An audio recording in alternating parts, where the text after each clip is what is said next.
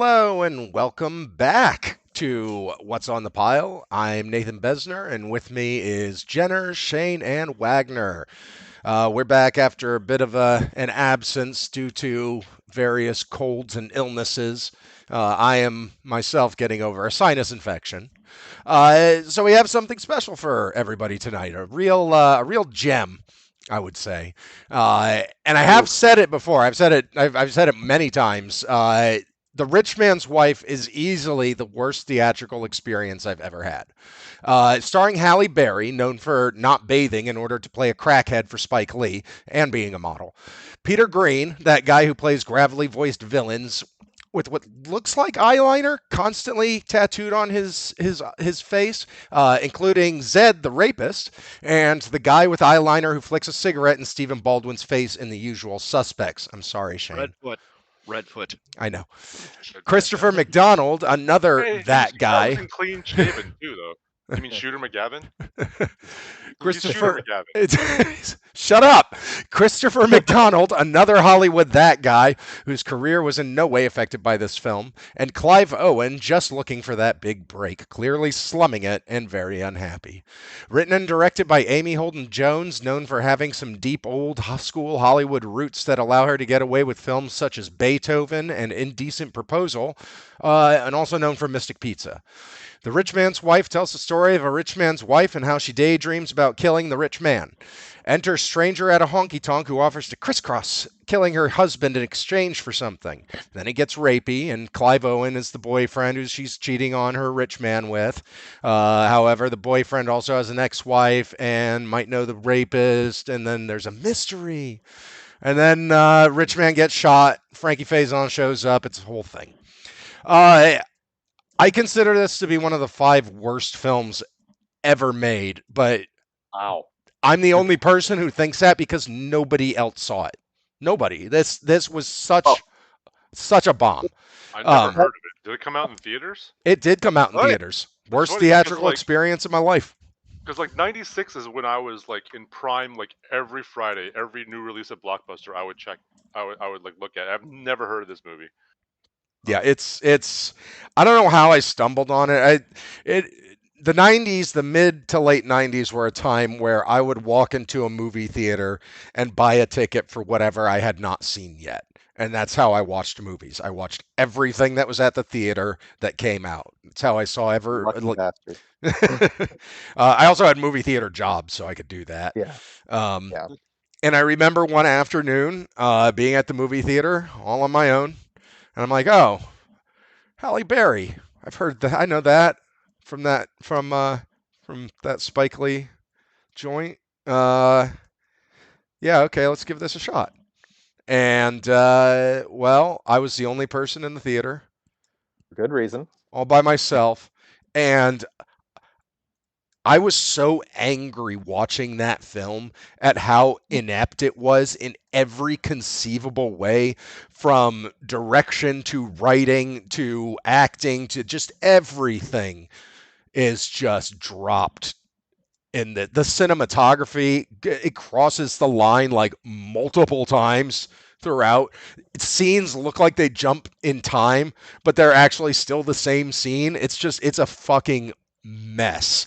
I put it up there with, this is my 5-film collection that it came from, was a friend put this together. They were Deathbed, Manos, The Hands of Fate, Robot Monster, Highlander 2, and The Rich Man's Wife. Now, the joke being that those 4 are actually entertaining to watch and make fun of. The Rich Man's Wife has nothing going for it in any way whatsoever. Wait. Yeah. Deathbed is a low-key masterpiece, so let's just get that out there directly. Yeah. Okay, Rich Man's Wife does have one exceptional thing. It has the loudest derringer I have ever heard. This is one of those movies where people can kill people with a derringer. Yeah. Also, that a derringer holds about 12 rounds. Yeah. And it sounds like a 45. It's a 22. It's a cap gun. I have a question for everybody. Is Halle Berry just a terrible actress? Yes, thank Like, you. Yes, Thank actually, you. In general. kind of. Yes, Like actually. I haven't seen Monsters Ball in like 20 years. I don't remember if it was good, but like It's I can't her think of anything best she was good in. movie, and she's still not very good in it. She's always got that delivery that sounds like she's a Sears actress. You know, it's like she read it out of the catalog. It's just fucking. Her delivery's always awful, and her accents are even worse. I am the one person on Earth who doesn't mind her as Storm in the first X-Men movie. No, she's fine. But every other time I've encountered her, I have been like, oh, she must be slumming it. Apparently, that's just her normal. I mean, I kind of like her in Yeah. John Wick 3, but she didn't have to do that much. Actually, yeah, I take that back. I actually really liked her in that. Her delivery that's the wasn't thing, great, but she was fun. She's good in character bits. Yeah. She's good as a supporting performer. She's not a good lead. I mean, the best lead that I've ever seen her play was in Gothica, which was otherwise a terrible, terrible frickin' movie. She was bad in it too. That entire movie was a dumpster fire. Yeah, she gave a fine performance. The script was offensive. Yes. This was the movie where I don't care that the ghost was wronged. Fuck you, ghost. Yeah. Yeah. Yeah, that was a bullshit movie. I did not like that one. And I consider this that was the conclusion of Dark Castle's good streak back around that time. This is kind of to me the Halle Berry trilogy of Rich Man's Wife, Gothica, and Catwoman. Oh no, you're missing the coup de grace. Ooh. But by the way, Skip mentions his fondness for Catwoman. Okay. I've never seen that movie. I've still never seen Catwoman. I have seen the beginning of Catwoman 3 times. I would switch to Catwoman. I heard this was bad. Oh God! I turned the channel. No, it couldn't be that bad. I turned back. No, it was that bad. I have seen Catwoman one time, but I have started it about 30 times, I think, because every time I'll start it and be like, wait a minute, I watched this. Ugh. It is as bad as they say, and forgettable. It's forgettably bad. That's the worst kind of bad. I feel like this movie would be forgettably bad, except for the last like 2 minutes. That just puts it in true transcendentally bad. Yeah. Yes. Yes. I swear they had to have reshot that ending after the big everything going on with fucking Kaiser Soze at the time with Usual Suspects. I was going to say you in your little trifecta there, you were forgetting the coup de grace, the pièce de résistance, the spiritual sequel to this movie, which is one of my movies that I saw on the heels of this week. James Foley's Perfect Stranger from 2007. That's what I thought this was when I saw. I've never seen it. Thriller with Halle Berry. Then I saw it is 100% the spiritual sequel to The Rich Man's Wife. But I'll circle back on. I'll avoid that. With Bruce Willis, right? Yes, Bruce Willis as a serial philanderer and probable murderer. He's not the murderer. Yeah. Is it Halle Berry again? Yes. Depending on which ending you saw, the theatrical one, yes, she was. But Bruce Willis plays a complete asshole who is nevertheless the most likable, relatable, and well-rounded character in the entire movie. Because however unpleasant a person the character is, he's still played by Bruce goddamn Willis. And in the meantime, Halle Berry manages to make a crusading journalist feel like someone that you want not to know where you live. Okay. And her friend played by Giovanni Ribisi is even worse. That's Perfect Stranger. That was 10 years later. That was the spiritual sequel to The Rich Man's Wife. The Rich Man's Wife. I never saw that one. She played Balky. Sorry. Yep. No, but The Rich Man's Wife, I had a fun time watching this. When I saw I didn't read up on it. I know that you've been talking about it for years. I understand its role in the peculiar history of Hollywood pictures, that potboilerish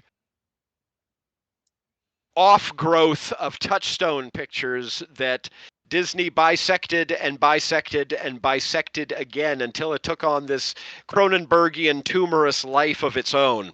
That was so 90s too. Like the 90s it was had so 90s. like Shattered came out in the 90s, and well, Shattered was MGM. No, I'm saying that genre of film.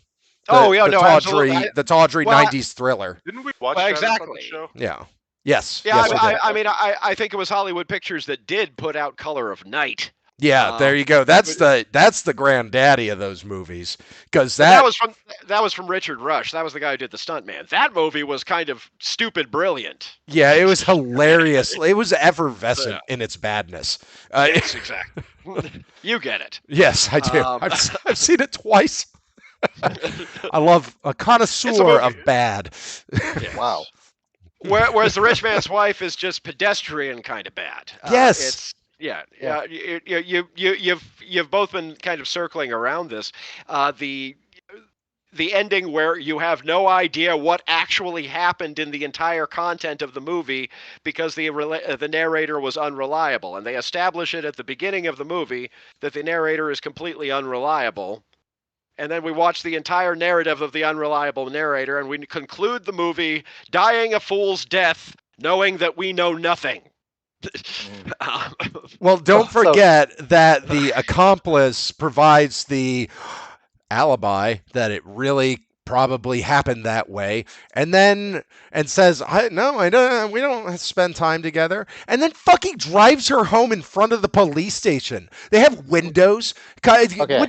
This is the richest man in the city's wife going away from the police station. There would be paparazzi and shit still there, and they would take pictures of those two getting together, and it would take about 10 minutes for them to put it together. Yes, but Nate, at this point, everyone involved just wanted the movie to end.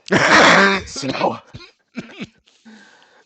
that's why it ended right there. The friend / Clive Owen's ex actress did reappear as a friend / confidant character in Perfect Stranger, emphasizing that parity across that decade. That's funny. I'm not kidding. Perfect Stranger is an homage to this movie, which is amazing that that's a thing should exist in the first place. Because if anything in Amy Holden Jones's filmography deserves an homage, God damn it, it's the Slumber Party Massacre. Yeah, that's true. She ran uncredited on that one. So you can have homages to good films and you can have homages to terrible films, but can you have an homage to a completely forgotten film? Is that even a thing? There actually was it's there are certain secret handshakes. Now, Slumber Party Massacre actually did have a pretty good. This is not one of the secret handshakes, though. Yeah, apparently it was for the director of Glengarry Glen Ross. Sometimes James Foley makes Glengarry Glen Ross. Sometimes he makes Fear with Mark Wahlberg. That movie's silly and fun. Sometimes he makes Perfect Stranger with Halle Berry, Giovanni Ribisi, and Bruce Willis, and the whole movie exists as an in-joke for a movie nobody gave a shit about 10 years earlier. Except for Nate. For Nate. They made you need to see Perfect Stranger now just to piss you off. No, I choose to believe. They made it specifically to piss you off, Nick. I know. They had video footage of me watching that movie, and they were like, let's do it. Let's make a movie for him. And then, years later, they made it, and I'm not going to give them the pleasure. No. No, they lose. I win. I know what it was.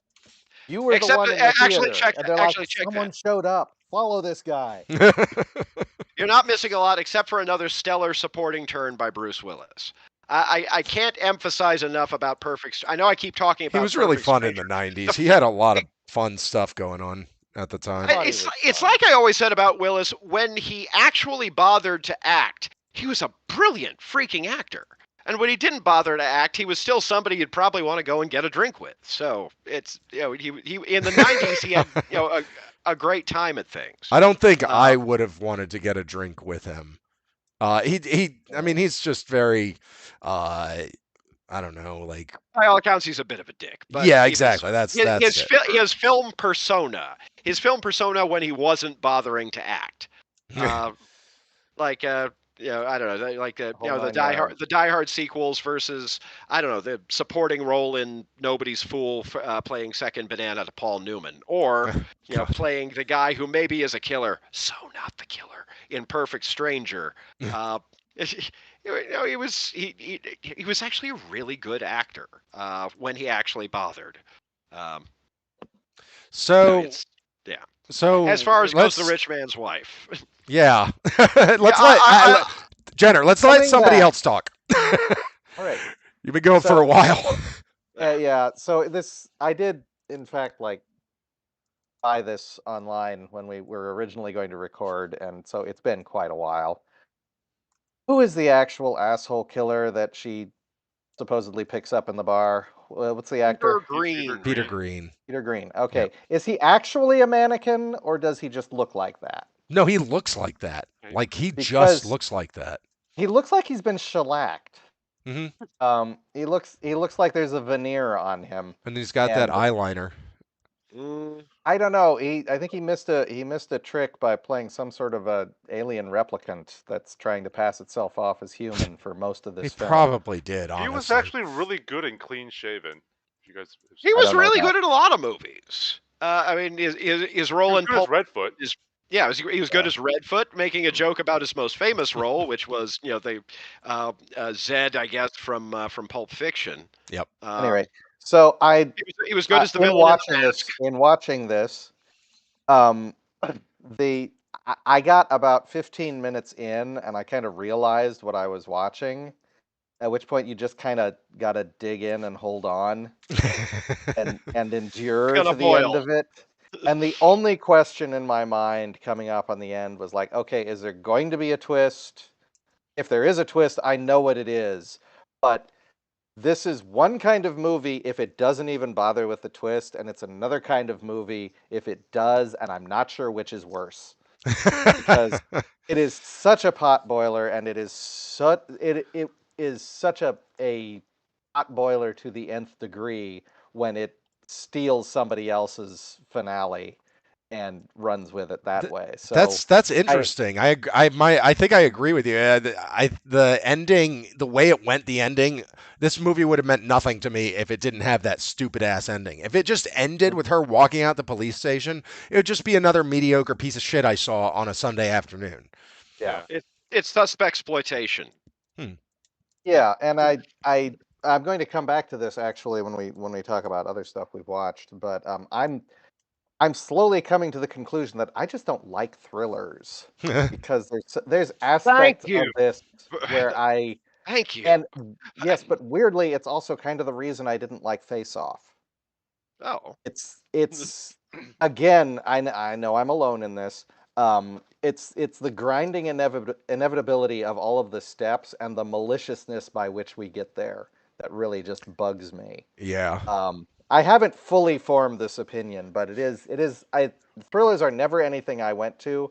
I always considered it to be an add-on, a too good to call itself horror, too mainstream to call itself horror aspect of horror. But now that I've actually mystery. yeah. Well, except thrillers aren't necessarily a mystery either. Half the time you know who done it and who gonna do it, and it's the dramatic irony of you knowing who the killer is, and oh my God, don't trust him. But at the time, there were also the big in the '90s. They also had those just like the really big tentpole thrillers that were making a ton of money, and what all these kind of spawned from, what like the Did it all Pelican come Brief from- or the Firm. Well, also like I was Basic surprised. instinct. Yeah, I was Basic gonna- I was Instinct. gonna say, I Yeah. was surprised, given the era and the tone of this movie, that there was no sex. That this wasn't an erotic thriller. That's kind of what I felt like it was going. Yeah, considering all of the people fucking around on everybody else in the movie, there was a remarkable paucity of anything even vaguely resembling eroticism. Yeah, she was covering herself with a blanket, going. The closest thing to a credible romantic relationship was, at least in the unreliable narrator's narrative, the decision between Halle Berry and Christopher McDonald to try to stop being such dicks to each other right before Peter Greene shoots him to death a lot. His first shot is to the face. Yeah. Yeah. Start. Well, That was it's a great. 22. Like 20 It's times. not going to kill you no matter where it hits you. Or at least it's not going to kill you fast no matter where it hits you. It's they don't basically being it's not killed that bad. He's being killed with a pellet gun. Yeah. I mean, I absolutely appreciate you mentioning Christopher McDonald's complete unassailability and clean hands coming out of this movie, because he does an absolutely perfect job doing absolutely what he is supposed to in this movie, Mm-hmm. because he's Christopher goddamn McDonald and nobody does it like he does. He's a working actor. Damn right. And that's yeah. This was Clive Owen trying to get on to bigger and better things. I had never realized until this movie started that Clive Owen was even in this bag of stuff. Yeah. Was was this so after early, was like- this after Croupier, or was it This is actually before it? Just before, I think Croupier was like Yeah. 99 or something. Like Yeah, when exactly. I saw Yeah. Clive Nobody- Owen in the opening scene, or not the opening scene, but early scene, I assumed he was just gonna not be. He was just a bit player who was not gonna be in the movie anymore, just some random guy. I was actually surprised when he came back because I was like, this is I really. was always early. under the impression Croupier was his first anything even close to a lead. It is certainly was a before he surprise. got his head inflated to catch up with everything else. It was before. was his just- face it got does- all, like contours on it. His face was very smooth. Now it's all like he's got like cheekbones and all that stuff. So I think by Croupier he already had that kind of look, but Yeah. this one he didn't. Quite In yet. this, he could have played his next role could have been a '90s Marvel's Red Skull. He needed to get. He was a starving actor at this point. He needed to get some meat on his bones. You got the veteran actors playing the wraparound cops for the Always storyline. loved to see Frankie Faison and Charles Hallahan. Yeah. The late great. Actually both late great at this point, I believe. Mhm. I feel Some, like some weird remarks about race that never go anywhere. Like Frankie Faison kind of is like pushing that angle because it's a black woman. oh yeah, But then they kind of just don't do anything with it. They were I trying thought to that be was- edgy and timely and they included said it. their piece. You got the line in. What more do you want? Like plot or follow through? Sympathetic think- characters. I think your statement that these are working actors, I think, really speaks to this because it is such a boiler piece, and all the bit players are competent, and I could just see everyone gathering around, going through the motions, and then Halle Berry comes in and does her part, and all the working actors go, "All right," and just continuing from there. Which that may be even a little too harsh, but I want everybody to name what they think is Halle Berry's iconic role that she is known for. Monsters Ball, I've never seen it. I would say maybe Jinx from James Bond. I don't know. Oh, Or Storm. wow. She was one of the better things about that James Bond movie. Granted, just having Madonna as a cameo in that movie brought it to its knees and it never I recovered. mean, I'm just honestly having Um, trouble thinking of iconic Halle Berry roles. So I'm going to like the big Yes. franchise. Bond, X-Men, and then I guess John I like, Wick. yeah, her Catwoman? I mean, never saw that. You can be an icon Before for- Monsters Ball, she had already Strictly Business. she had already gotten to the point of fame where Monsters Ball was her next step to getting an Oscar. That's the level of fame she was at the Mhm. time. Name something before Monsters Ball. Man, Can I cheat? Or do we have to do this off the top of our head? Off the top of your head. I want to find when you Strictly say like Business. I'm gonna. Can I look it up? That was the first place I noticed her was Strictly Business. That's- she was absolutely the Or class in from- this movie. She was a supporting role in that movie. I also knew of She her was- for being married to David Justice. She was Well, a the support. She was a supporting role in Bulworth. She was good in Bulworth. Oh, she was in the Last Really? Boy Scout. Where was she in Yes. Bulworth? yes, she was. That's right. She was in the in Last Boy Bulworth. Scout. That's I completely Swordfish, yeah. forgot she was in the Last Boy Scout. Yep. I liked her. In Yeah, Bulworth. exactly. I've only seen it You once. forgot. Oh, You Swordfish. forgot. You Swordfish. forgot she Well, was yeah, there. no, Swordfish was freaking terrible. Was it? Everything He was about famous that for movie. That was a movie that made Hugh Jackman embarrassed, and Was that's it- almost impossible. Was Jungle Fever the one she was in of Spike Lee's She's in stuff? that. Yeah, 90. Well, that's her first movie. Yeah, that's the one Then that I Last Boy Scout first the saw same her year. from. Executive Decision. Oh yeah, she was the. Yes. That's right. She was in executive. This is I, one of I've got those her. things. I've got her filmography up. So. This is the Yeah. recurring refrain. It's like, oh yeah, she was in. Oh yeah, no, I completely forgot that she was in. Just Should be noted at the top of her IMDb, known for Catwoman, Gothica, and Die Another Day and Monsters Ball. So, wow. This is boomerang, I guess. I really, really feel like the entirety of Hollywood. She's like probably the sweetest person in the world and nice to everybody, and nobody has the heart to say, "Look, you need to stop." I've heard the exact She was. opposite. She Oh, was actually she's really. awful? She's an absolute diva, from what I've heard. Oh She no, was- it's even she- worse, and she's bad. I had completely. I am reading right here that she was in Kingsman: The Golden Circle, and I have seen Kingsman: The Golden Circle. I First literally do not. No, the second one.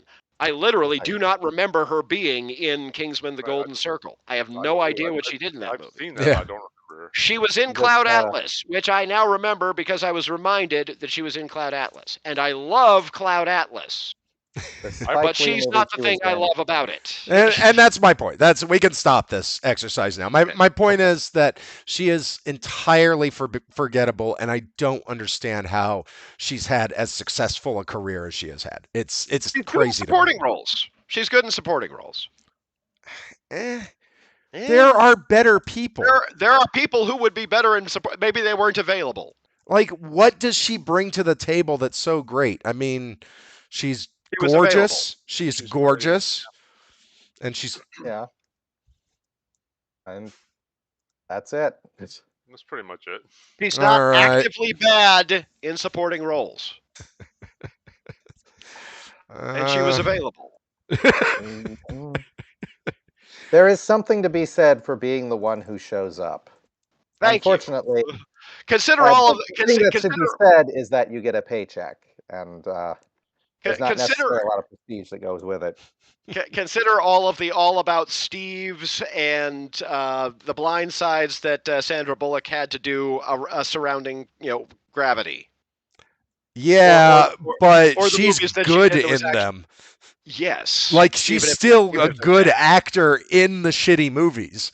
She's still got that that thing going Okay, on. maybe that's not a perfect example, but the point is, at least in the supporting roles, Halle Berry is not bad. She's She's not great. actually. She's not great. She's not bad. I mean, I'd There- rather. this is what I'm saying. The greater actors were not available. I gotta think. Yeah, like, who would have been? There were so many better choices. All right, let's move on from this movie. It's stupid. I think we have a lot of movies to cover because I don't have We've it. been busy these last few weeks. Yes. I honestly don't have wait. anything else to say about Rich Man's Wife. It's just a dumb piece of shit. I've got to share my hate with you. I'm sorry. Yes. I have It is to a add one pro- thing. I have to add one thing. It turns out that she played the character Ginger in Swordfish, and she played the character Ginger in Kingsman: The Golden Circle, making those the same universe. That's all I have to say. I still don't remember the Halle her Berry actually. verse. I don't remember I her either. I still Halle actually do Berry not verse, remember yeah. her being in Kingsman: The I'm Golden kidding, Circle. obviously. I mean, could have been. Is it No, like I like she your deleted theory. or anything like No, that? I absolutely believe your theory. I just don't remember her in that movie. Her name I mean, is I remember her in Ginger Ale. Swordfish. To be fair, everyone remembers her in Remember. Swordfish. It Well- was why she was paid so much for the movie. Well, Yeah. they remember one shot. Yes. Yeah. Yeah. Which was why she was paid so much for the movie. As Yes. far as anything else she did in that movie, I do not recall anything else that she did in that movie. That whole. It is a terrible, terrible, terrible movie. Yeah. But it's kind of funny just because it is such an All right. unbelievably stupid film. Yeah. All right, leaving let's move on to stuff we have seen that we want to share. Well, I want to know how many things each person is talking about first, and So then if we're just doing movies, I've got 2 and a book. I've only seen 2 movies. I've watched some TV, but Wait, how many movies? I wrote them down. 2 movies and a book. I have 7 movies, but only 2 to talk about. I have more than I want to count offhand, and I'm only going to talk briefly about any of them. So I'll be brief. Okay. Oh no, Jenna. As far as stuff that it's been a little while since we've caught up on this stuff. I have a total of 3 films I'm going to speak about collectively. 1 film I'm going to speak about individually, 1 film I am going to make a nod at, and 1 TV series I am going to mention. Okay. Well, let's try to keep it short on all of our stuff. I'm going to try to, yeah. Yeah. And by try to, I mean do it. Yeah. Do it. All right. Wagner, let's go first with you. Oh, okay. I'm going to hit a handful of things right off the top because I've had a bunch of movie nights since we've had to talk about them. We had a Harry Potter night, which you do as a celebration whenever the kids finish reading through one of the books. This was Prisoner of Azkaban. They actually loved it, which is great because the 2 boys haven't seen or read either of the previous 2 books. The third Trolls movie, which is... I'm going to have to watch that too. Never seen any of them because I don't have kids. Yeah. Well, the first one is really enjoyable. The second one has terrible song choices. The third one has very good song choices, but only plays about a verse and a half of any of the songs, which is I hate it inherently frustrating. Yeah, I know, right? Yeah, but there's more soul to it this time around, and we do get to revisit "Sweet Dreams" by the Eurythmics at least 3 times. So okay, not terrible. All right. And we showed Back to the Future for the first time. I have never seen it. Had that was amazing. Ow! Wow! Why are we not doing that instead of Rich Man's I know, Wife? right? Okay, but I have to say that this has to be the single best response from my daughter of any of the movies we've watched for a movie night is the moment when they go, "Roads, where we're going, we don't need roads." Open-mouthed, joyful astonishment. Just wide-eyed, open-mouthed as the car takes off. That is a great ending. Some of these things still hit properly. Yeah. That said, the power of love never made the slightest bit of sense in the first place in that movie. Anyways. I always loved that song. It's a great song. It has nothing to do with him skateboarding to school. Yeah, but musically it's great. Yeah. So musically gives a shit. Yeah, exactly. And they got Huey Lewis in the movie, so. Yeah. Exactly. And Spirited Away for the first time for the kids. And I think this may be the first Miyazaki the boys have seen, and they actually watched the whole damn thing, which if you haven't watched Spirited Away in a while, that is a 2-hour and 10-minute movie. Yeah. That's a lot for a kid to sit through, and they're not used to that. It's a lot of movie, but that was played on a loop in my household for like a month. When I first introduced it, they just watched it over and over and over.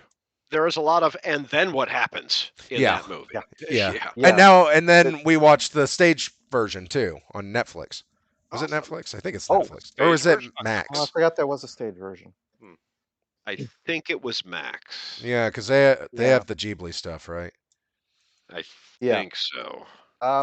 Maybe? I don't know. That's why I own it, so I don't have to track it down. Simplifies things considerably. A Spirited Away was always an odd one for me because it possesses the same degree of kind of fey melancholy, like fairy fey melancholy, that I encountered for the first time in a book from my youth called The Perilous Guard, Gard, which is about a character in medieval, I think, Ireland who was taken by the fairies and had to live among them for a while, which is a really neat book that no one else ever talks about, but it's got like a Thomas the Rhymer riff. A little bit. Entirely, it was a children's book, so young adult. Oh yeah. So less fucking than most fairy stories. There wasn't any actually. Yeah.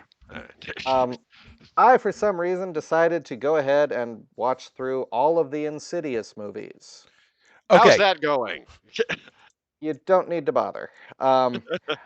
So Insidious has one thing going for it. It has really good design for the ghost creatures. Insidious is not about ghosts, which was the thing that completely surprised me the first time. Insidious is about demon creatures that live in the realm you go to when you astral project, which you would not think they could build 4 movies around, but 5 movies. 5 movies? Actually, Five sounds movies, I interesting. think. And that Yeah. okay, that first movie, Mhm. all the way through to what I thought was the end of the movie. It's kind of a brilliant horror film, and I was like, Mhm. holy shit, this is amazing. And then the last little snippet of movie fucking ruins it. Yep. Really? Yeah. I wouldn't have said that, but then I was watching the series, which builds almost exclusively on that 2 minutes. Yeah. We Fair get enough. the That's following what I movies figured. are That's why I the never following watched movies them. are we yeah. The following movies are we find out about that last 2 minutes, then we get a origin story for the psychic, and then we get a follow-up at the very end where we discover that maybe suppressing memories isn't a good way of dealing with ghosts. Uh, which was this Oh. one, The Red Door, where they learn that maybe they shouldn't have done the suppressed Why is it memories always trick. Red That was Door? the one that Patrick Wilson actually directed. Yes. Yes, it is. Yes. How's his It's direction? Yeah. uh, the entire series is PG-13. Yeah. Um, Yeah. there's That not a says lot it all. there. They Yeah. probably got him to direct so they didn't have to pay a director since he'd already done so many. They do that with TV actors sometimes because they already know everybody. Yeah, that may be the case. Good idea. Criterion Collection, I watched Foreign Correspondent, which I've never was seen it. Never seen it. very early Alfred Early. Hitchcock. And yes, this one was actually up for the Oscar across from, Andy, help me here, his first Oscar nomination, Rebecca. Oh, Oh. yes, that's yeah. He was in competition with himself. This was the one that didn't win. Yeah. Um, Well, Rebecca is one of Hitchcock's good movies. yeah. Yeah. This is actually a good movie too. It's very much proto Hitchcock. Yeah. You've got a very, if it wasn't Jimmy Stewart, I mean, it's not Jimmy Stewart, but you can totally see it trying to be Jimmy Stewart in the lead for the whole thing. Mhm. Who was the lead in that one? Was it Donat again, or I don't know? No, I think it was somebody you only saw one time. I'm not going to be able to come up with it. Sorry. I will look it up after. Yeah, that not a big deal. Yeah. Your mention of something called black mold that we should all avoid led me to remember a Ah, movie that was on my. You've seen this? no, I have not, but Oh, I've okay. heard of it. I have heard of it. Really? Yes. Okay. This was Like, totally misadvertised to me. So, it sells itself as a humorous little story about a family that finds themselves in possession of a dead body, and what are they going to do with it? That's not what it's about. This is a British comedy about a dysfunctional family getting together, not for a holiday. The dog died, so they all came home to bury the dog. And then they dick around, and in the last 8 minutes, the person dies, and they have to dispose of the body. And it's actually a moment where they all come together. They befriend a very strange fellow who is obviously having some problems, who at the end of the movie shows up on their step, apparently having poisoned himself, and just says, "I'd really like you to bury me in the woods next to your dog." And in the last 8 minutes, they go and do it. But it's all done in a retrospective documentary style of somebody interviewing the people after the fact and then recreations. So it is not a humorous, it's not a humorous British comedy about people trying to dispose of a body. It's a humorous British comedy about a dysfunctional family that at the end come together over disposing of a body. Expectation, reality. So Yeah, so and how people sell things on DVD. never yes. mind. I have not heard of that. I was thinking of something else completely different. Yeah, the first thing I was thinking of, the Black Waters of Echo's Pond. Which, if you've never seen it, is actually really good. But anyway. Ooh. Now I'm debating. I think this is too much to take on because I've Yeah. been working my way through a box set. I will just say, in relation to what we mentioned before, that one of the movies I watched in there was called The Nurse, which had a cover that made it look like it might be a ghost story or a horror story. Turns out it's a thriller. Uh, Yeah. yeah, in which the titular nurse, her father is exposed as an embezzler, so her father goes into the family and kills everyone, and then himself. And the person who exposed him as an embezzler has a stroke over the shock and experiences shut-in syndrome, if you all know what that is. At which point, she gets herself appointed as his nurse and proceeds to taunt the catatonic man as she sets about killing his family. Which is Fuck. Yeah. So this like crystallizes the maliciousness that I find is essential to so many thrillers. It's like this is really nasty. And I watch movies about, like, one of the other things on there was a Full Moon production called Dire Wolf, in which many people get eaten by a dire wolf, and I would watch that over and over again before I would come back to this thing. The plot that you described to me, like, I think it transcends thriller. It sounds like a whole other separate genre. Like, I wouldn't call Ready or Not a thriller. It is the torture porn and thrillers. It's like a pickoff film too, right? Ready or Not is a funny horror movie. Yeah, it would be a I would put pickoff that. film if more It's people great died. movie. There's only 4 targets. She shoots 2 of them. Both of them survive. She pushes an old woman down the stairs. I think, and kills one of the daughters in the woods. I mean, always It's see just Nurse 3D unpleasant. instead, especially I'd if you probably can hate see it it. in 3D. It's over there. Under N. Mostly Okay. for the sheer commitment of Paz Vega's performance and the fact that it is in 3D and it has the courage of its exploitational roots. Okay. I've taken entirely too much time. I will stop now. Sorry. We'll take a breather and go with Shane. Okay. So I saw 2 movies. I've also been watching, real quick, I've been watching Shogun on FX, which is Ooh. great. I'm probably going to watch hear the 3rd episode tonight. Real quick side note, I have a friend named Shogun. He's Indian. His parents had just immigrated here when the Toshiro Mifune show was really big, and Wow. they just named their kid Shogun after the TV series. That's awesome. James Clavell's Shogun, you Yeah. mean? So there's Was yeah, that so what was that I've got- Richard Chamberlain or Yeah, Richard Chamberlain, Toshiro Mifune, which I've never seen, but so I have an Indian friend named Shogun. So I watched on Netflix. I watched Dumb Money, the story of the whole. Oh, how GameStop is that? stock. It's fine. My problems with it are, so stylistically, it's really trying to be The Social Network, but of course, it's not David Fincher directing it. So it's doing kind of the same stylistic stuff, but it's not as refined, not as slick.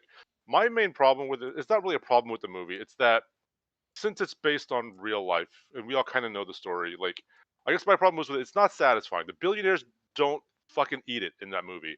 They lose some money, but they bail themselves out. They shut down the trading when it gets out of hand for them. they're billionaires? They get to do that. Yeah. Yeah. So it's but if the movie was about that in a way, it would be a little bit more interesting. But it's more like, hey, these little guys are gonna steal some money from the billionaires, and they did it, which they do. Another problem It's not is even stealing. It's just it's using not the stealing, system. yeah. Yeah, exactly. And another minor problem The is billionaires want us to think it's stealing. yeah, and the billionaires Yeah, are all but- played by people we like. Like, the big guy is Nick Offerman, and then we have Seth Rogen, and we have Vincent D'Onofrio doing his weirdo thing, and the CEO of Robinhood is Sebastian Stan, who he plays more of he's playing it more as like a clueless dolt who's in over his head rather than someone who colluded with the billionaires to shut down the trading, which is what actually happened. The movie's fine. I found it frustrating and not as satisfying as I think the filmmakers wanted us to come out of it with. It's fine. It's on Netflix. I've been wanting to give it a look. Yeah, it's got a good cast. Paul Dano. I think I'm gonna skip it. Yeah, it's skippable. The other thing I saw the second Dune movie Oh this yeah. past weekend, Ooh. which I like the first movie a lot. I like the first movie better. Uh, the main issue I think is that I just like the first half of the book better. I find the Arakeen stuff more interesting because the second movie we're just in the desert with Chani and Paul, and Jessica. It's all the the desert Messiah stuff, um, which is fine. It's a little slow. It's a very darkly shot. Maybe I watched it in kind of an old theater. There's a lot of scenes that are very dark where they're either in caves or they're in the desert at dawn or dusk, and it's just dark figures walking through dark landscapes. They all, Calibrate your contrast, people. yeah, and I think there were also holes in the screen where I saw it. Wow. Oh dear. I So do have to ask one. old theater. I do have to ask one thing. Did they keep the line, "Bring me the floating fat man"? The No, Baron.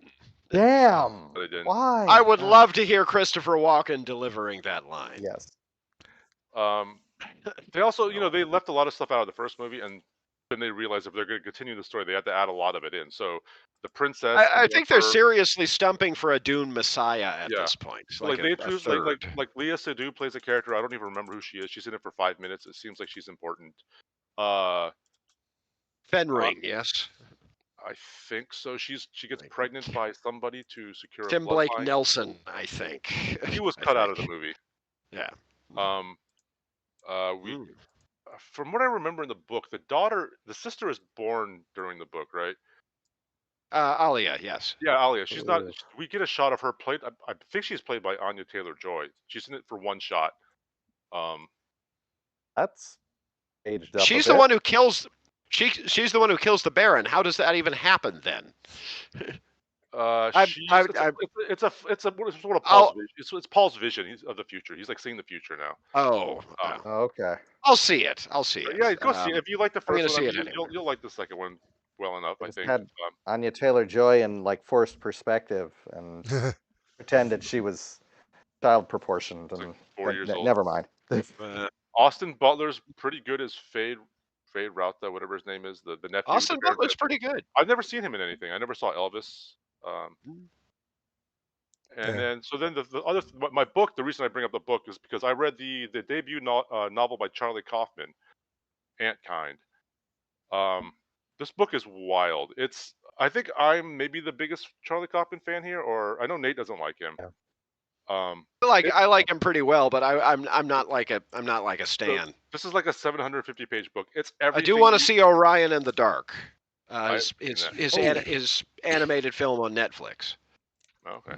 So this book is everything you might love or hate about Charlie Kaufman. It's brutal. It's pessimistic. It's whiny. It's clever. It's hilarious. It's everything about Charlie Kaufman on a page. My biggest comparison, I think, would be actually to Infinite Jest, on a superficial level, because they're both about an impossible, indescribable film, but they're also just brain dumps of the authors. Every neuroses, every obsession of the author is just examined in just tons of detail. Like I listened to the audiobook, and so this is a stream of consciousness POV novel, which works really well in audio format. I went to look at the physical book in the library, and it's just walls of text. Where if you look at a page, you're like, I don't want to read that. But in audio, it works really well. But just to give a very brief synopsis, so the main character, it's first person. He's a failed film critic, filmmaker.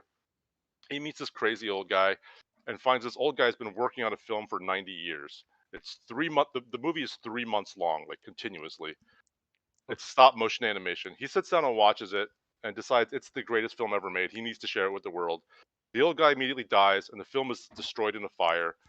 And the author also is injured in the fire and loses his memory of the film.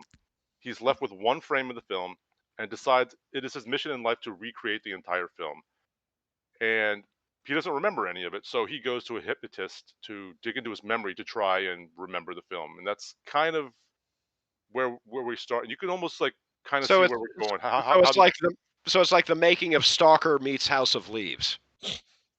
No, Yeah. I would say it's more accurately, it's the it is not the greatest film ever made, but it is a tribute to The greatest film ever made. I mean, so there's Eternal Sunshine in there with the whole memory. There's a lot of this memory thing.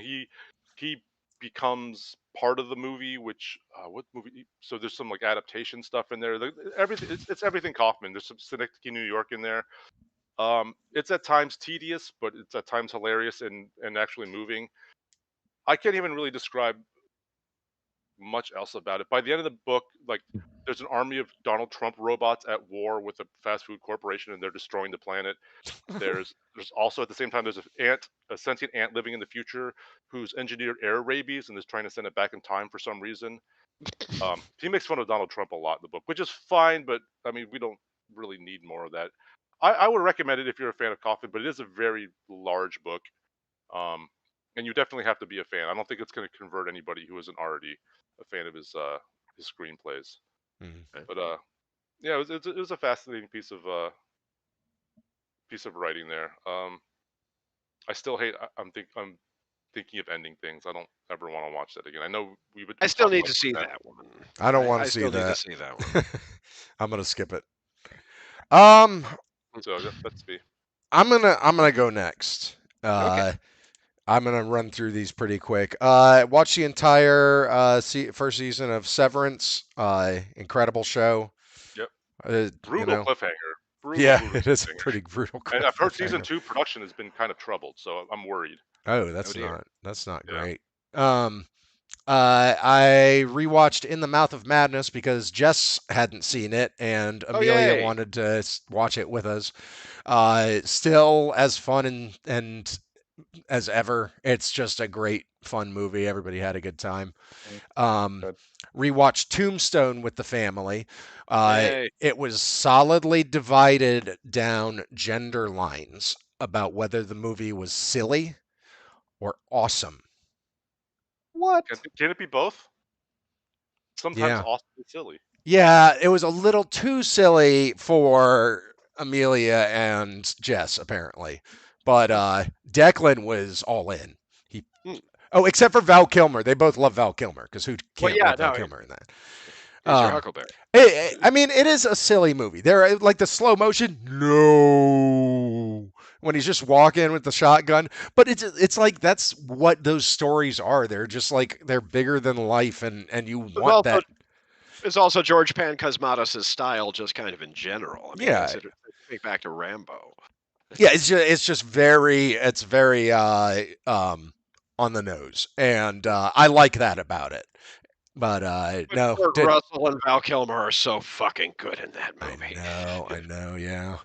So watch that. Rewatch Deep Blue Sea with Amelia and Jess. Jess had never seen it. So you're just hitting high points here. That's Did what they I'm know hearing. about did they know about the Samuel L. Jackson scene? They did not. Oh, and I did something awesome. They wanted to watch it, and I was like, hey, wait a minute. That movie, The Marvels, came out. Let's watch that instead. And we watched The Marvels, and they were like, oh, yeah, I remember that guy. What's his name? Samuel L. Jackson? He's Nick Fury. I remember him from the other movies. Jog that memory. Mm-hmm. Then we watched Deep Blue Sea the next day. Blew their minds. It was great. Magnificent. That's a fun segue. Yeah. There you go. That felt. By the way, The Marvels, it's fine. It's fine. Yeah. It's a good time. Yeah, it's just a fine I liked it. B movie. Should not cost $300 million to make a movie that is fine. Yeah. That is fair. And I rewatched Austin Powers. One, because I was curious just how bad it was looking back. How is that holding up? It's actually not terrible. There's a couple of really stupid jokes, yeah, but I mean, like they were always kind of stupid jokes, so yeah. But so they stay that way pretty much. I watched it with Declan though, and he fucking loved it. He thought it was great. He likes the goofy movies. He likes comedies that are really goofy, and he hates violence. So I've been kind of putting him down the goofy comedy pathway, which reminds me, I also showed him Hudson Hawk, which he loved. Still never Damn seen right. And Never seen Oh, you've never seen it either, Matt? No, I haven't. We're Still gonna need do to it one watch day. that for this program. Yeah, that was one of the early ones on our list because I hadn't seen it. I think I was the only one at the time. I also rewatched Idle Hands. I watched a lot of movies because I was sick, and I was just sitting around watching movies. And I rewatched Idle Hands because I remember loving that movie. I thought it was just hilarious, It and I was love better than it had any right to be, or at least it felt that way at the time. Seth Green and oh god, what's his name? Devon Sawa. Froggy from Daredevil. Oh, Eldon Henson. The Eldon Henson, thank you. And He was in Devon that? Sawa. Yeah, he's the other friend. Oh, He and I Seth Green didn't are the even two realize potheads who get killed. He yeah, I gets mean, his I head cut remember off. Seth. I remember Seth Green. I remember Jessica Alba being so cute. She's and also Devon- just it's got to be satire, her character, because she's like the perfect male dream. Like she grabs him and she instigates anything romantic or physical, and she does all the work. and he just has to. He's just like, I get to go for the ride because I'm just a carefree guy. It's that kind of '90s movie, and it's silly. Wow. But Late 90s. there is a lot of stuff in there that that is not acceptable today. Multiple uses of the F word, not the fuck word, but the F word that actually makes people unhappy. Yeah, and stuff like that. So I cannot recommend anybody go back to watch it. I do not think it holds up. I will probably continue watching it because it gives me I can put it into context of the time, and there are parts of it that are still great. Like Seth Green kills that movie. His acting in it, his comic timing is so good. Anyway, that's that. I didn't want to talk about that at all. I want to get on to the two movies that I want to talk about: Silent House and Black Mold. Let's talk about Silent House first. Oh God, that movie is so fucking stupid. Does anybody know what this movie is about? No, but I know it has populated the discount bins so thoroughly. I eventually bought it when it was only $2. I had no idea what it was about. That was how I saw it. I saw it was in my watch later list on Max, and it turns out Amelia put it there because she was intrigued because she was like, yeah, Wanda's in it, and Elizabeth Olsen, and okay, so I didn't know what was going on in this movie, and it starts, and I'm just gonna give you the first 5 minutes of the movie and what happens. Spoiler. It's all one shot. Well, one shot, one continuous pseudo, take. we'll call it wink, pseudo wink. one shot. They know it's not. They were like, no, we did not do that in one take. That's stupid. Only Russian Ark did that. There's what? Yeah, Russian Ark, exactly. And even then, they used a digital effect at the end. So. So Elizabeth Olsen and her dad get to this family lake house. They're cleaning out to, I don't know, sell or renovate or rent out. I don't know. They don't really explain it. And her uncle is there. All the windows are blocked up. Yep, all the windows are boarded and everything. It's so dark. It's 5:30, and it's all in real time, so it takes place over the course of an hour and 20 minutes. It's under an hour 24, so that tells you something. Technically a movie. So they go in and they're like, let's start cleaning stuff up. And they're like, okay. And Elizabeth Olsen's going around with her dad. And she's like, I heard somebody upstairs. There's something scary. And he's like, oh, don't worry about it. I'll come look. And he goes and looks with her. And she's like, no, it's really scary. And he vanishes. Okay, I'm going to give you two pieces. I'm not going to walk you through it. There's the point where she comes in, there's the dad, the uncle, and there's weird noises. And then there's a scene where they walk into a room and there's just a pile of Polaroids on the bed. And the dad's like, Elizabeth Olsen's like, what's that? And the dad's like, just some sick joke from your uncle. And he quickly gets them up and puts them in his pocket. Tell me what the movie's about.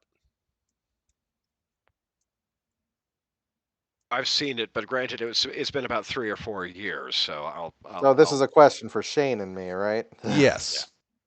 Um, You have Is seen. this a horror movie? Yes. It's It's a more of a something. thriller. Oh, and I'm sorry. Crucial information.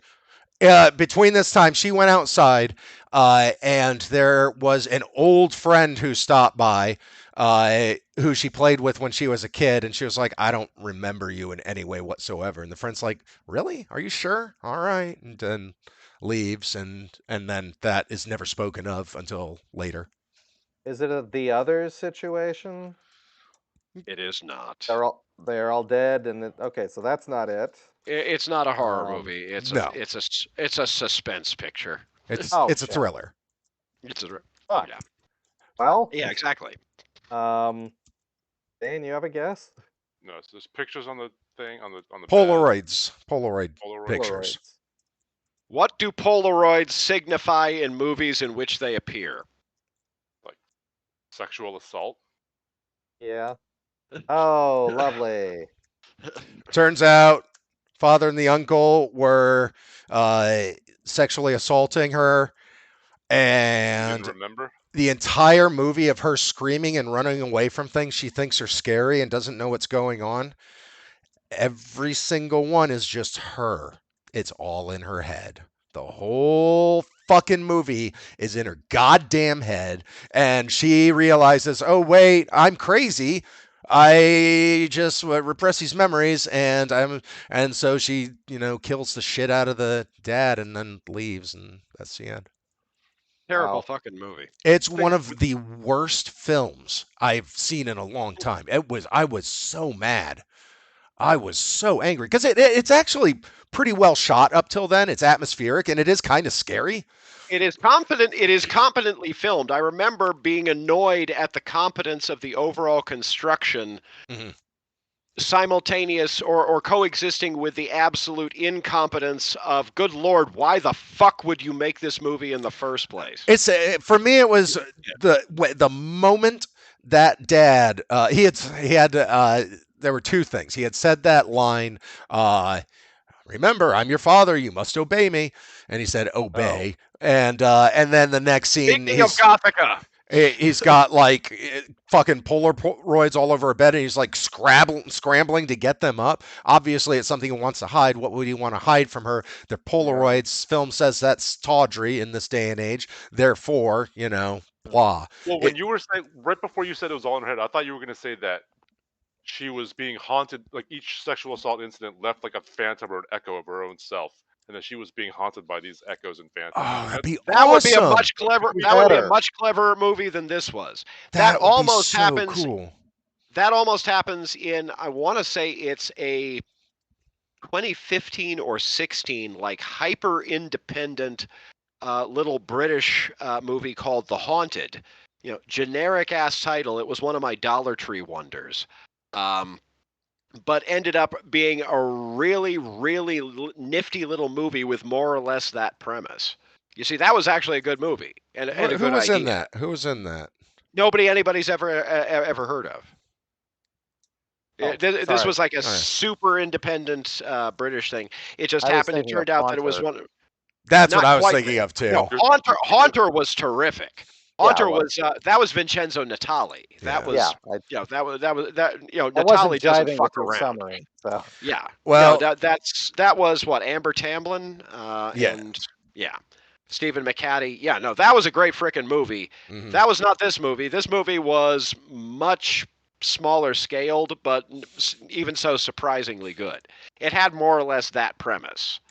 That was not Silent House. Silent House was a piece of shit. Yeah, and moreover, it was a piece of studio shit. Yeah, it was awful. I do not recommend it. It came out in 2011, so you don't even have to go back into. I'd never heard of it. I'm sure 2011 was a rough. Now 2011 was a rough year anyway, but I'm sure that Elizabeth Olsen would prefer. I mean, she's good in it, and she does what she can. Moving on. Moving on. I was fucking around on Tubi while I was sick, as one does, and stumbled upon a movie called Black Mold. All I knew was that it was about two urban explorers slash photographers that go into an abandoned government facility and shit goes down. And I was like, oh, cool. I like that atmosphere. I'll check it out.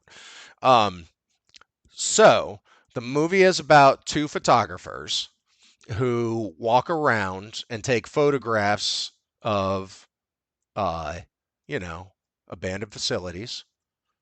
And they walk and continue walking and talking about their feelings for about 45 minutes. We learn in that time that apparently something happened to the lead's dad. Her dad died somehow. We don't know how. All we know is that we've seen a room, flashes of a room where one of the rooms has like burnt peeling paint, and then another room where you can see half of a chair in the middle of the room with a body slumped over with blood on the head. And that's all you really know about the dad for the majority of the film. So they go to all these places. They have this friend, and the friend drives them to the places and then skedaddles because she's like, I don't want to sit around here or whatever. They don't want the cops to show up. They might get in trouble, that sort of thing. And they go into this government facility place. And they're talking about how there are different kinds of, like, you can get horrible allergic reactions when doing this stuff and whatnot. And the guy's like, yeah, I got really bad allergies. I mean, they are awful. And so he's like sneezing and crying throughout the whole thing. And so they're walking around this place without masks. And they are, they So the notice. guy's an urban explorer with allergies. Yes. With no mask and allergies. It is not a found footage movie. It is an actual shot film. It is But he's an urban explorer with allergies and no mask. maybe it was found footage. I don't fucking remember. It's awful. Yeah, no mask. Urban explorer with no mask.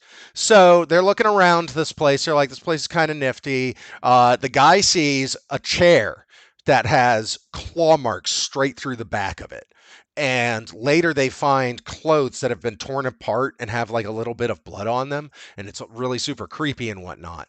So as they're going upstairs to the upstairs area, suddenly they hear out a scream, and there's this giant guy, and he has a beard and he's homeless, and he runs at them with a pipe. And for the next 20 minutes, they just yell back and forth at each other. I'm not them. Who are they? You're with them, aren't they? Aren't you? No, who is they?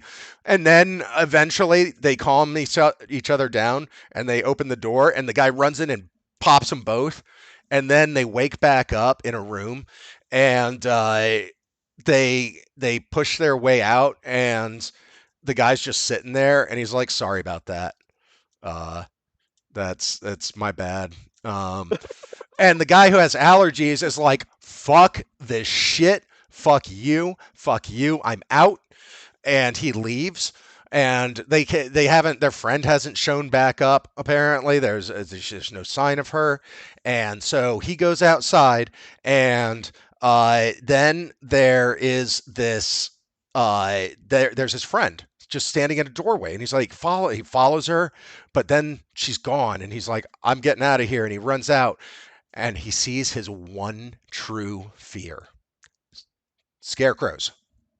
And so some scarecrows start running after him. And he's like, we know he was afraid of scarecrows? We did. He mentioned it briefly, very briefly.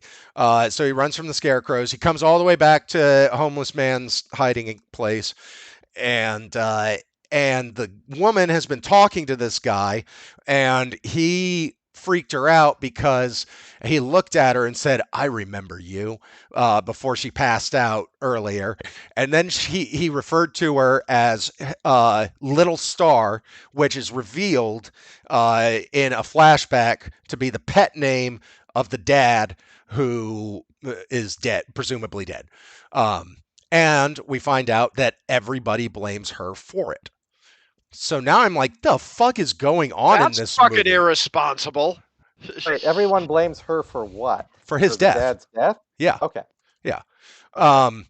So they start like she's like, I need to figure out what's going on. Who is they? What happened to you? You need to get back to your daughters. He keeps talking about her daughters. It doesn't help that the homeless guy is played by the same actor as the husband, the dad. Um, so he kind of looks the same. Maybe he's not the same actor. He just looks. They make it very clear. They look very similar. If it's not the same actor, I couldn't find it, but they so she thinks she's found her dad essentially, and she is like freaking out about it. And that's when fucking um, Sneezes guy sees the old man and he starts turning into a fucking werewolf. And he's like, I knew it! Okay. I knew it! The claws in the body! And the woman's like, the fuck are you talking about? And they're just standing there. And then the old man is in another shot where he's just sitting there, and the guy's like, "You're a werewolf! You're a werewolf!" And she's like, "What? There's things going on. Why do you keep calling me Little Star?" And he's like, "What are you talking about? What's going on?" And then eventually he jumps on the old man. And he's like, "Die, werewolf!" And he stabs him with metal and kills the shit out of him. And then he's like, like you do for werewolves. yeah. And then he goes up to her and he's like, it's okay. It's okay. We're all good now. We're all good now. But what she sees is this misogynistic creep going, I'm going to fucking snap your neck, bitch. I'm going to fucking kill you. So she kills the shit out of him. And then she leaves. And you know what the moral of this story was? Black mold makes you go crazy. Oh. Context-free horror theater presents. And Well, I'm not did even you ever- joking. That I had to look it up. I was like, what the hell happened in this movie? They mentioned black mold one time, and they're like, black mold's bad for you. And that's it. And it They're is. not Ever wrong, but- see- But apparently Did you it can ever also make you Not what it hallucinate. does. Yeah. That's not what black mold poisoning does. Oh my Yeah. Christ Did in any of heaven. you ever see The End of the Line? Subway No. movie? Ever heard of it? I don't know that one. Okay. Surprisingly similar, except it's a bunch of people trapped in a subway, and there's like revenants after them, and it looks like a zombie film. And in the middle of it, there's just a group of people who have some weird religious air about them, handing out, I'm not kidding, bran muffins. And I'm watching this movie, and at one point, I'm like, "What is he reading from?" Because he's got some sort of Those sheaf are of magic papers that muffins. that we're plainly supposed to see on this paper, or they read it out, or something like that. And I stopped it, and I went back, and I looked it up. Why does the word ergot seem so important in this context? Yeah, it was all ergot poisoning. It's that wheat mold that makes people hallucinate. Mhm. And that was the only clue as to what was going on in the film. And in the very end, everybody is killed because everybody sees everyone else as zombies. Yep. So That's the same movie. They surprisingly didn't even funny. have the idea. They Yep. even ripped off the fucking idea, and it's not an idea. Yes. Okay, and this all takes place over the course of about maybe 6 hours. You cannot. People live with black mold for years sometimes. Yeah, it can fuck you up, It but doesn't do that though. you're not going to see a werewolf man. So, was it explicitly supposed to be black mold, or was black mold like a Yeah, it was just stand-in normal for bathroom black mold. there's fucking crap in the air in this abandoned weird ass place, and it's like black mold, and it's The actually best- like science stuff got into their lungs or The whatever. best I can come up with is that they had an offhand line where she says, "Yeah, it's some kind of government facility. I don't know, microbes or shit." Government black mold. Oh, So it was shit. like mutant black mold. But I want Yeah. to remind you guys, I looked it up to find the Mhm. answer, and the official answer is it was black mold and nothing else. It wasn't even like, okay, why was her house like partially burned with peeling paint? Why? Why even have that? Why have that? That's just a lie. It's just you're just lying to Wait, I make thought- it seem like a mystery. Wait, I thought was that in a flashback? Yes. Yes. Okay, so her father died in a house fire? Is that the case? No, he shot himself. He killed himself. He abandoned his family, and then he came back 8 years later and shot himself.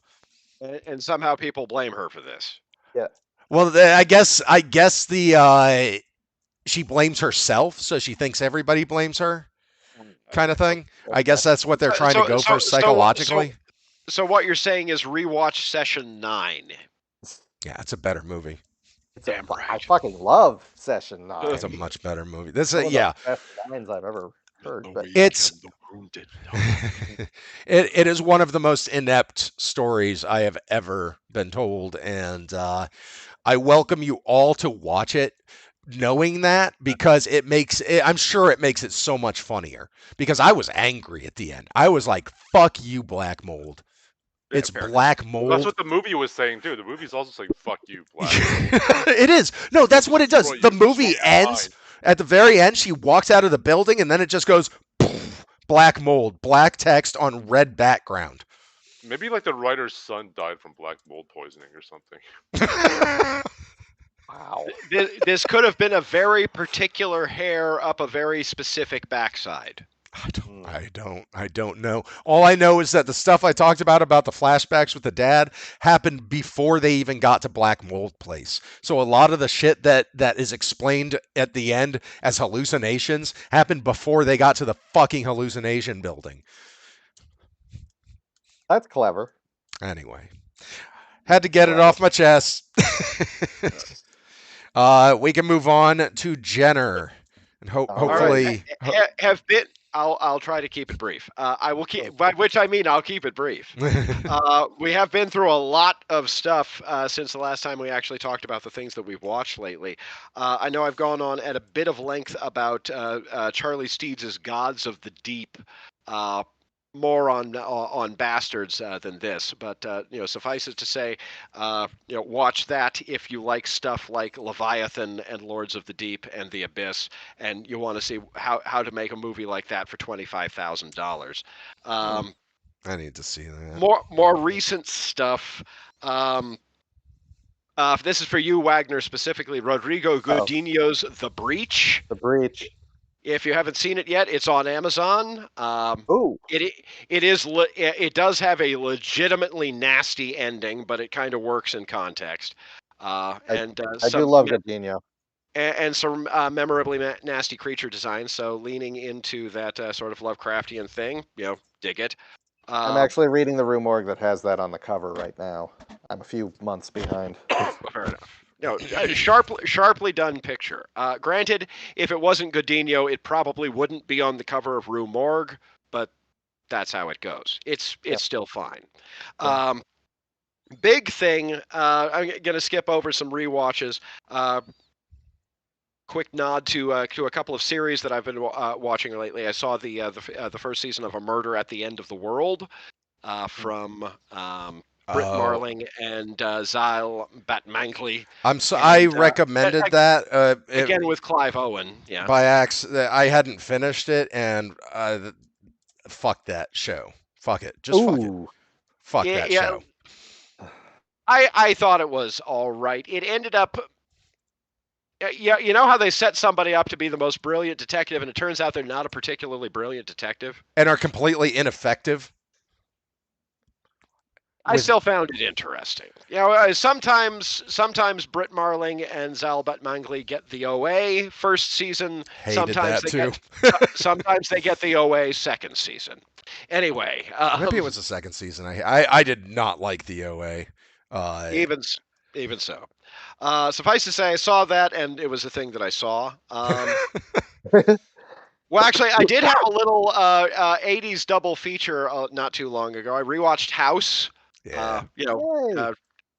Steve Miner, Sean S. Cunningham, William Catt. Mm-hmm. It's interesting how freaking awkward William Catt is in that movie. I didn't remember that quite so acutely. Granted, the last time I saw that movie was in something like 1989. Which means you skipped my movie night. Well, I didn't make it to that one. Apparently not.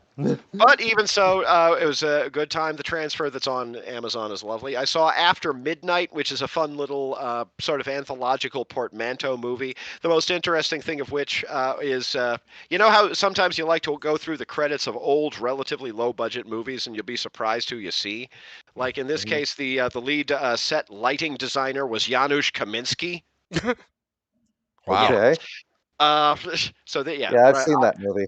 generally a little obscure little 1989 movie, but a fun time. Like Guess I say, who we leaving got that for aside, lights? You won't believe it. other series that I just picked up. I just got through the first season, and I'm muddling or just started the second season. Yellow Jackets. I need to get the first I'm not. season of that. I'm not. Haven't I'm seen not it. gonna watch. I'm not gonna watch that. It looks like it has some. I'm not. I'm gonna skip it. It looks great. Yeah, no, I'm finding it utterly enthralling. There is some legitimately nasty stuff under the hood there. But Mrs. Linsky's in it. Oh no, the cast is absolutely stacked. The great Melanie Linsky, Juliette Lewis, and Christina Ricci, both at their most utterly unhinged. The mighty Liv Hewson as from Santa Clarita Diet, among other things, as one of the young initially plane crash survivors. The broad strokes of Lord of the Flies meets Lost in the Canadian Rockies with a girls' soccer team doesn't really do the whole thing justice, because there is a definite Wendigo thing going on here that, at least by the end of the first season, they've not fully articulated. But I notice also that Lauren Ambrose comes in the second season. So yeah, absolutely stacked cast, having a great time, just fucking killing it. Man eats the flesh of another, takes his Yeah. spirit. Do It's people in the still order of do this? White man eats the flesh of Christ every Sunday. Yeah. So, I love that movie. I am referencing something. I hope you got it. Yes, we all know it's Ravenous. Okay, good. Yes. I have learned. We covered that on this program. I just want to make. I have learned that I'm a lot of what I say in life. I just make references as responses because I have emotional connections to them, and people just don't get it most of the time. They just don't speak that language. And I was hanging around this guy. I was playing Magic with this guy the other day who was looking at his cards, and he went, yeah. And I was like, you sound just like Donatello from Teenage Mutant Ninja Turtles 2, The Secret of the Ooze. And he said, that's because I am Donatello from Teenage Mutant. And we were just so excited that somebody also had that one referential tick that stuck with them. If we have Awesome a moment, moment. I have a related story, but I'm sorry, I completely derailed. No, all right. No, that's all right. Let's see. Barbie. Yep. Just fine. Yeah. Fun movie. Yeah. Yeah. Just fine. I have thoughts, but they are elaborate. The acting is lovely. America Ferrera's monologue about how freaking impossible it is to be a woman is lovely. I didn't realize that Ken was actually going to end up being the villain of the movie. Did you not? Yeah. It's fine. It's just fine. I like what happens at the end of the movie. That's a nice way to end the picture. I think it hits different for, say, young women and so I am given to older understand, women and women in general. And I think that's where the disparity is. Like, as far as a feminist message goes, I thought it was fucking hilarious because it was just dripping with post-wave third-wave feminism, like satire and shit. And I was catching all those. It absolutely nailed the subtext. Yeah, the text was fine. It's just yeah. So I got to see it because my daughter wanted to go see it, and I'm so glad that my 8-year-old daughter knows that the way you overthrow the patriarchy is by using affection to make all of the men violently jealous of one another. Can't see that backfiring on anyone. Anyways, Barbie, like I say, finally saw it. Aquaman and the Lost Kingdom. Oh. Fucking loved it. The Really? movie is an absolute fucking riot from beginning to end, and I get the feeling that there is about another 45 minutes of this on a cutting room floor, just pausing for breath, but the sheer level of berserkoid visual imagination that gets crammed into every frame of this freaking... I don't even know if it's a good movie, it's just a blast. You know how I sometimes say, sometimes you get Venom, sometimes you get Venom, let there be carnage. Aquaman was actually good, as opposed to Venom, which really kind of wasn't. But this is sort of the Venom, let there be carnage to Aquaman's baseline, competent, decent filmmaking. So yeah, no, an absolute riot of a movie that really didn't get the shrift it deserved. But I know I was saying a while back that the Flash felt like a very silly way to shut the door on the DCEU or Snyderverse as we knew it. This actually feels a little bit more agreeable. I hope that more people get to see it over time, because it really got the lurch, and it really didn't deserve it. Mostly because once it becomes a buddy road picture between Jason Momoa and Patrick Wilson, it's really a riot. And in the meantime, it's got a fun, completely left field scientist role from Randall Park, who I didn't even know was in it.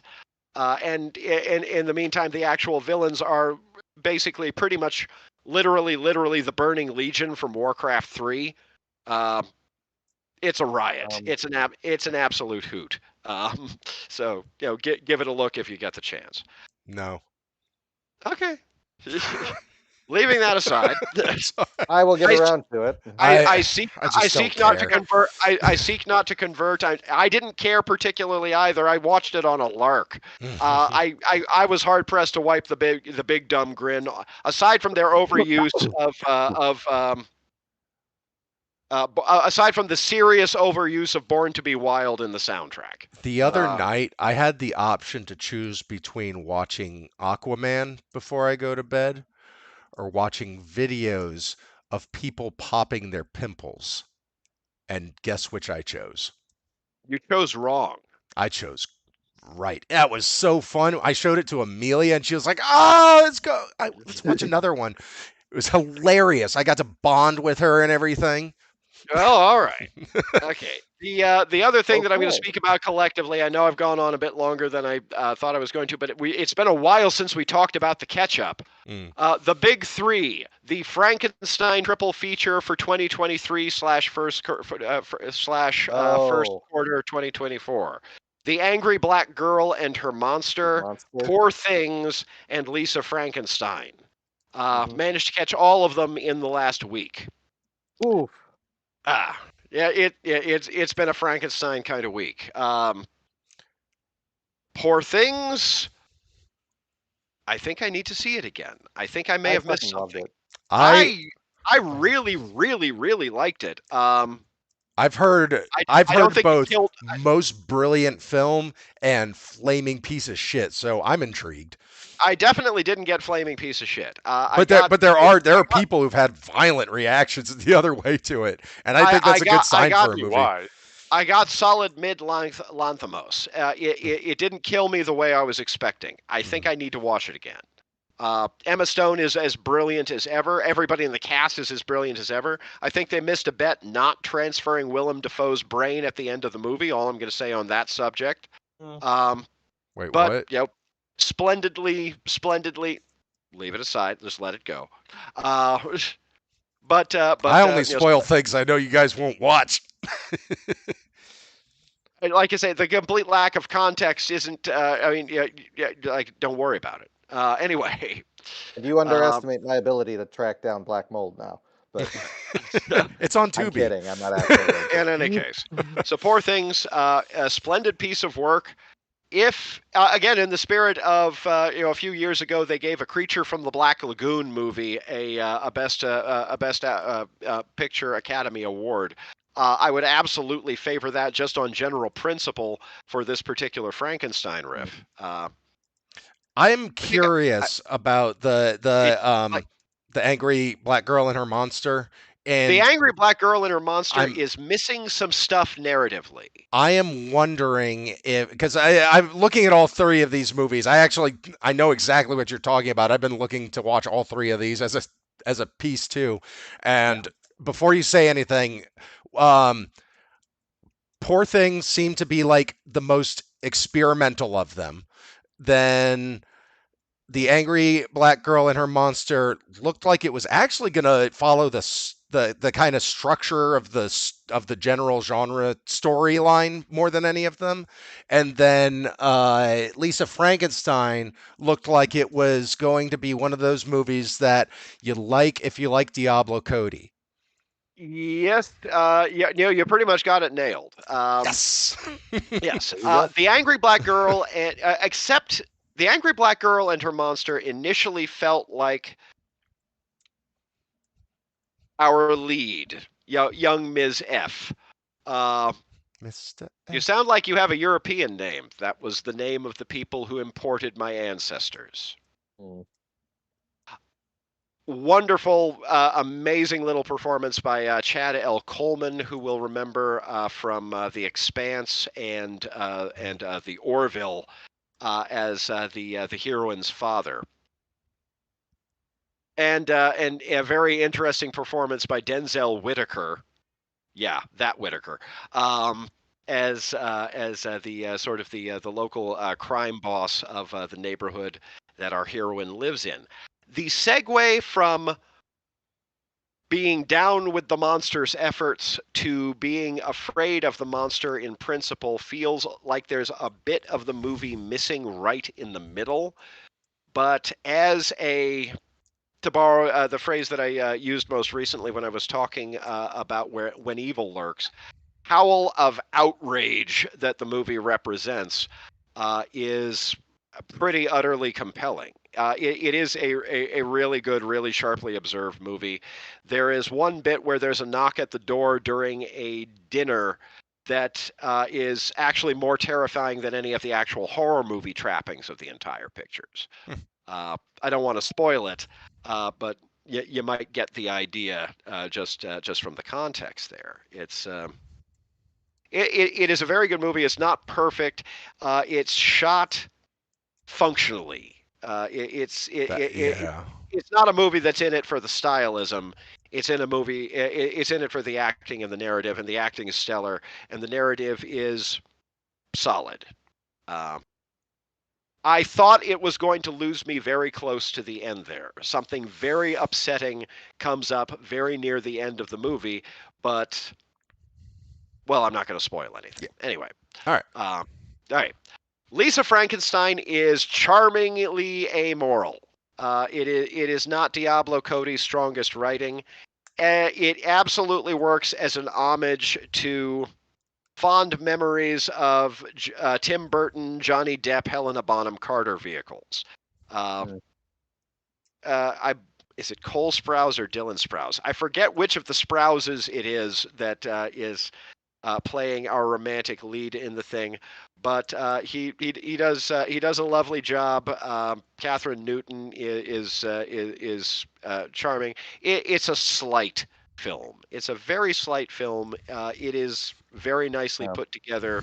Like I say, it's utterly charming if you're completely amoral, which is, or if you are down with the sort of gallows humor of the whole thing. I think that's the one I have the least interest in. It's minor. It's definitely the least of the three. Is it a companion to Renfield? No, it is not. Okay, I was just curious. Renfield is a whole nother freaking animal.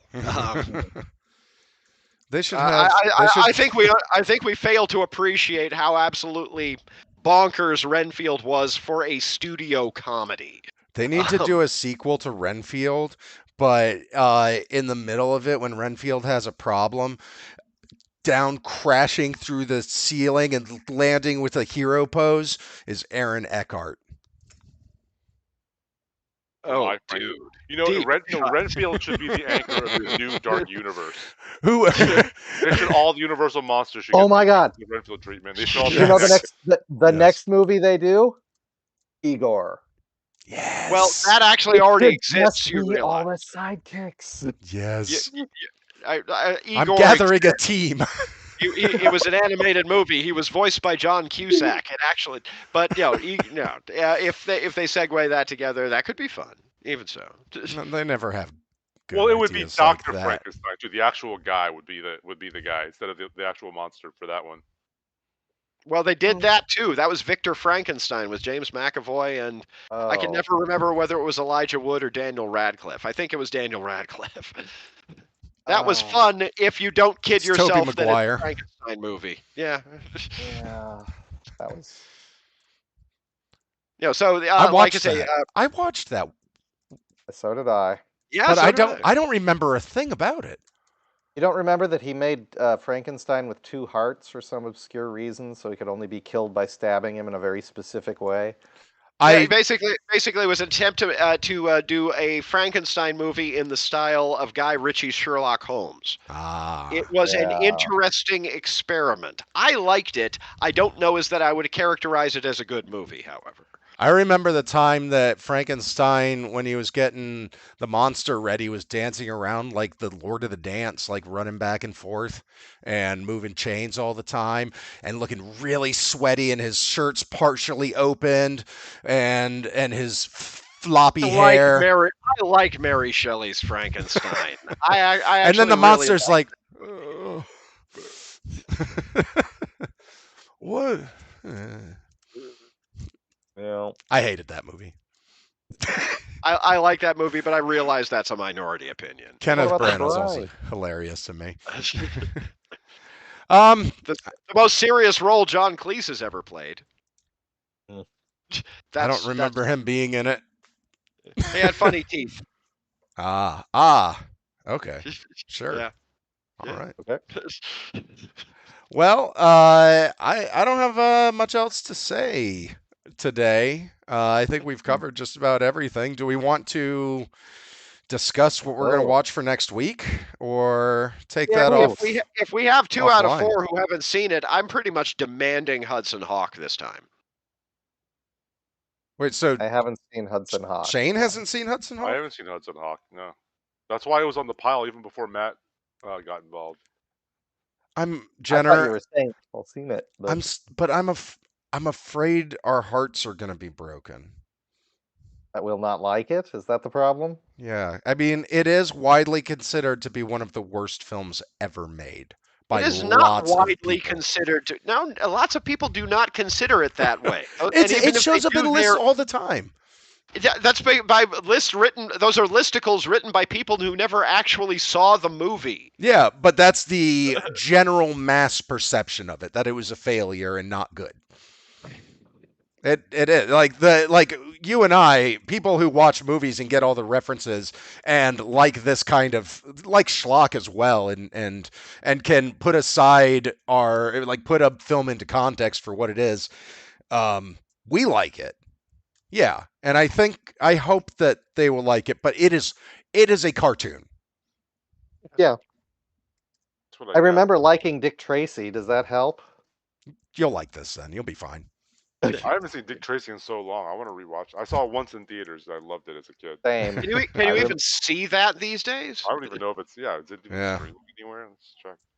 I mean, we're not going to do that for the show. No, we're gonna do Hudson Hawk, which I literally just watched. So maybe I'll watch Dick Tracy. Dick Tracy. It's on. I mean, it's on Apple, YouTube. It's not on Amazon. On actually. YouTube? On YouTube, you have to pay for it. Oh. It's rentable Surprised on it's not- YouTube or Vudu. I'm surprised it's not on Disney. Surprised it's not on Disney Plus. Voodoo, that actually not on Amazon. voodoo that you do so well. But anyways, Hudson Hawk. Yes. Yes, finally. All right. I'm gonna go rest my throat. My throat hurts like hell now from talking for so long. All right. That's gonna do it for us. I don't have an outro anymore. Good night, Okay, everybody.